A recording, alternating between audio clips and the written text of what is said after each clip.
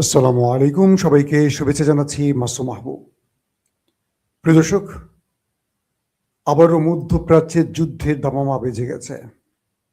আমরা দীর্ঘদিন ধরে আপনাদেরকে যে কথাটি বলছিলাম, যে কোনো সময় ইরানে মার্কিন আধিপত্যের হামলা হতে পারে। শেষ পর্যন্ত সেই ঘটনাটি ঘটে গেল আজ।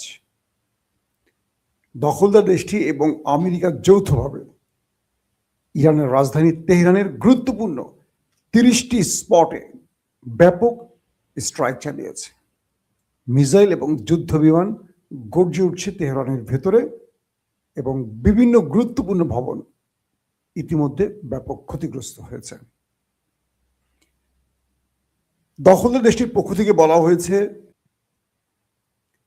এখানে মূলত ইসরায়েল এবং আমেরিকার কোনো দোষ ছিল না, পুরো দোষটা ছিল ইরানের।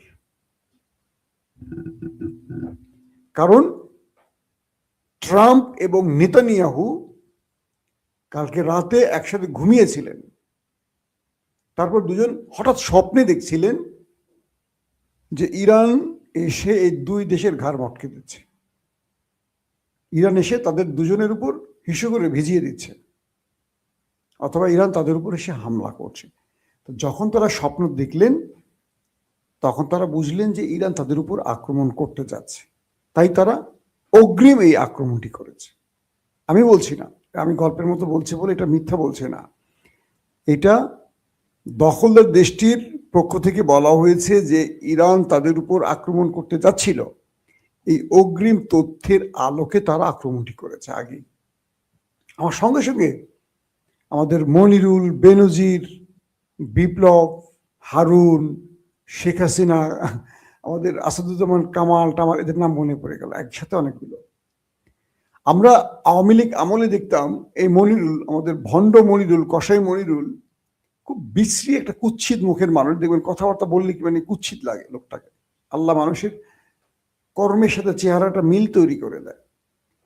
কি একটি ভবনের মধ্যে 4 জন যুবক একসাথে একটি বড় আক্রমণের পরিকল্পনা করছিল, আর সেই সময় তাদেরকে ধরে ফেলেছে।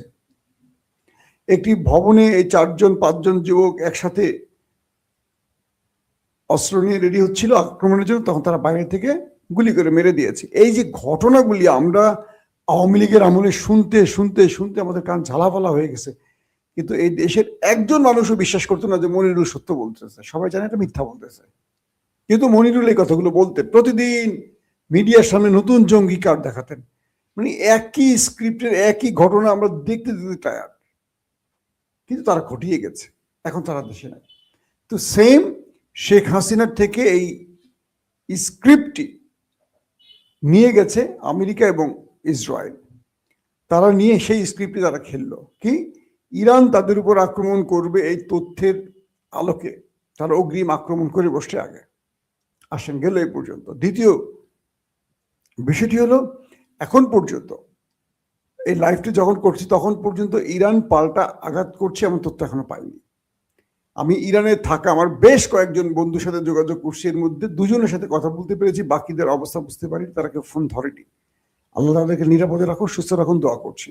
মানে আমার যারা আছে সাংবাদিক বন্ধু, তারা বলছে যে ইরানের রাষ্ট্রীয় গুরুত্বপূর্ণ স্থাপনাগুলি তারা টার্গেট করেছে, এবং তারা এখনো জানে না যে ইরানের এতে কেউ প্রাণ হারিয়েছে কিনা। কারণ হলো দখলদাররা যে আক্রমণ করবে বা আমেরিকা যে আক্রমণ করবে এটা তো ইরান জানে আগে থেকে। আমি কালকে রাতে তো আপনাদের বলেছি যেমন একটা ঘটনার সূত্রপাত হচ্ছে।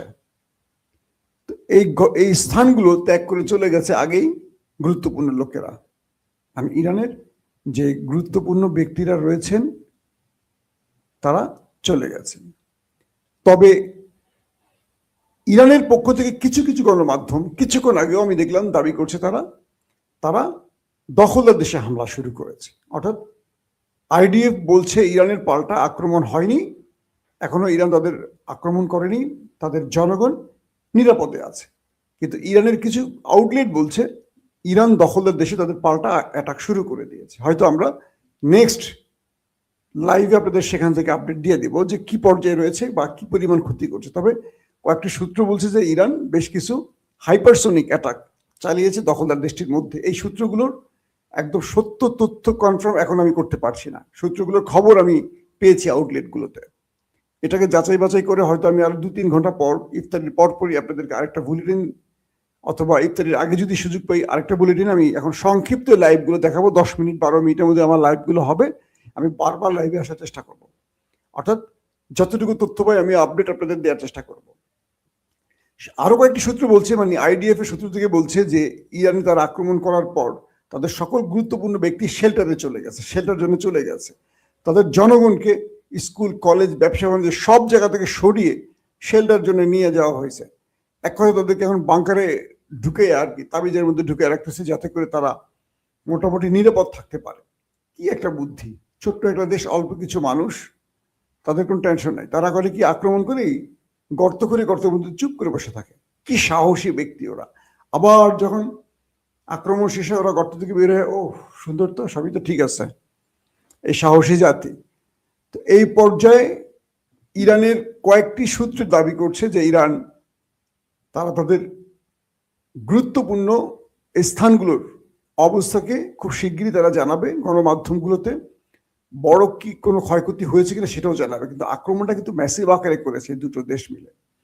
আবার ইরান পাল্টা যে অ্যাটাক করছে, এই তথ্যটারও কয়েকটি সূত্রের বরাতে পাওয়া গেছে যে তারা আক্রমণ শুরু করে দিয়েছে, কিন্তু টার্গেটগুলো কি সেই টার্গেটগুলোকে এখনো নির্ণয় করা যায়নি। তবে ইরানের টার্গেট এবার তারা সবচেয়ে বেশি তেল আবিবকে টার্গেট করবে, এবং দখলদারদের মিলিটারি স্টেশন, তাদের ইন্টেলিজেন্স স্টেশন, তাদের পারমাণবিক প্রকল্প, এই টার্গেটগুলো হবে। আবার আমেরিকা ইসরায়েল যে অ্যাটাক করছে সেখানে তারা তাদের ব্যালিস্টিক প্রোগ্রাম, মিসাইল জায়গাগুলোকে টার্গেট রেখেছে, প্লাস গুরুত্বপূর্ণ ব্যক্তিদেরকে হত্যা টার্গেটগুলো করেছে। সবকিছু মিলে এই যুদ্ধটার এখন এই পর্যায়ে আছে, এবং এখানে এখন পর্যন্ত কোনো হতাহতের বা বড় ক্ষয়ক্ষতির তথ্য কোনো মাধ্যম আমাদের জানাতে পারেনি। দর্শক, শেষ পর্যন্ত আমাদের আশঙ্কা বা আমাদের আতঙ্কটাই ঘটতে যাচ্ছে রোজার মাসে। আমরা এখন দেখব প্রচুর মানুষের প্রাণহানি। একটা অদ্ভুত ব্যাপার, পৃথিবীতে সবচেয়ে বেশি সভ্য নিজেকে দাবি করা ব্যক্তিগুলো কিভাবে আরেকটা দেশে তার শক্তি আছে বলে যুদ্ধ চাপিয়ে দিচ্ছে। দেখেন কি অপরাধে, নিজেকে প্রশ্ন করেন। আমেরিকা নিজেকে প্রশ্ন করতে পারে যে কি অপরাধে ইরানে ইউরেনিয়াম সমৃদ্ধকরণ করা হচ্ছে, কেন তারা পারমাণবিক বোমা বানাতে পারে এই সন্দেহে, কিন্তু প্রমাণ নেই, তাদের কাছে প্রমাণ নেই যে ইরান এটা করছে কিনা। কিন্তু ইসরায়েল পারমাণবিক বোমা বানিয়ে ফেলছে, কিন্তু ইসরায়েল এখন আঘাত করা যাবে না। ইসরায়েল এখন আসে আক্রমণ করে, বাট আমি বানাইছি, তুই বানাবি কেন? আমি তো আমেরিকার বন্ধু, তাই আমি বানাবো। তুই আমেরিকার শত্রু, তুই মুসলিম, তুই বানাতে পারবি না। তোরা যেহেতু মুসলিম, সব আমলেই তোরা চাপে থাকবি। এই দেখেন না বাংলাদেশের মধ্যে এখন কি শুরু হয়েছে। বাংলাদেশে মুসলিমদের সংখ্যা বেশি, ধর্মের পক্ষের লোক বেশি, কিন্তু রাষ্ট্রের গুরুত্বপূর্ণ জায়গাগুলো ধর্ম নিরপেক্ষ সেকুলাররা বসে থাকে। রাষ্ট্রের না, শুধু মিডিয়া দেখবেন, রাষ্ট্র দেখবেন, গুরুত্বপূর্ণ পদ সব দখলে কাদের? ধর্ম নিরপেক্ষ সেকুলার যারা।